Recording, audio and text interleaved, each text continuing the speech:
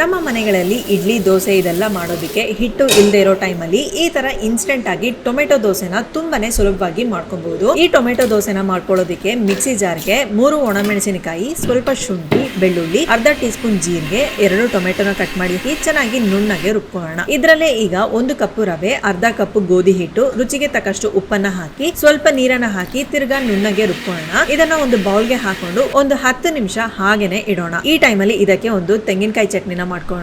ಒಂದು ಚಿಕ್ಕ ಮಿಕ್ಸಿ ಜಾರ್ಗೆ 1 ಕಪ್ ತೆಂಗಿನಕಾಯಿ ತುರಿ, 2 ಹಸಿಮೆಣಸಿನಕಾಯಿ, 2 ಬೆಳ್ಳುಳ್ಳಿ, 3 ಗೋಡಂಬಿ, ಸ್ವಲ್ಪ ಶುಂಠಿ, ಕೊತ್ತಂಬರಿ ಸೊಪ್ಪು, ರುಚಿಗೆ ತಕ್ಕಷ್ಟು ಉಪ್ಪು, ಸ್ವಲ್ಪ ನೀರನ್ನ ಹಾಕಿ ರುಬ್ಬಿ ಒಂದು ಬೌಲ್ಗೆ ಹಾಕೊಂಡು ಒಗ್ಗರಣೆಗೆ 1 ಟೀ ಸ್ಪೂನ್ ಎಣ್ಣೆ ಹಾಕಿ ಬಿಸಿ ಮಾಡಿ ಸಾಸಿವೆ, ಕಡಲೆಬೇಳೆ, ಉದ್ದಿನ ಬೇಳೆನ ಹಾಕಿ ಸಾಸಿವೆನ ಸಿಡಿಸ್ಕೊಂಡು ಸ್ವಲ್ಪ ಕೊತ್ತಂಬರಿ ಸೊಪ್ಪನ್ನ ಹಾಕಿ ಫ್ರೈ ಮಾಡಿ ಚಟ್ನಿಗೆ ಹಾಕೊಂಡ್ರೆ ತೆಂಗಿನಕಾಯಿ ಚಟ್ನಿ ರೆಡಿ. ಈಗ ದೋಸೆ ಹಿಟ್ಟನ್ನ ಒಂದ್ಸರಿ ಚೆನ್ನಾಗಿ ಮಿಕ್ಸ್ ಮಾಡ್ಕೊಂಡು ಸ್ಟವ್ ನಲ್ಲಿ ದೋಸೆ ಹಂಚನ ಇಟ್ಟು ಬಿಸಿ ಮಾಡಿ ಈ ತರ ದೋಸೆ ಹಾಕೊಂಡು ಮೇಲೆ ಸ್ವಲ್ಪ ಎಣ್ಣೆ ಹಾಕಿ ಮುಚ್ಚಿಟ್ಟು 2 ಕಡೆ ಬೆಂದ ಮೇಲೆ ತೆಗೆದ್ರೆ ತುಂಬಾನೇ ರುಚಿಯಾದ ಟೊಮೆಟೊ ದೋಸೆ ತಯಾರು.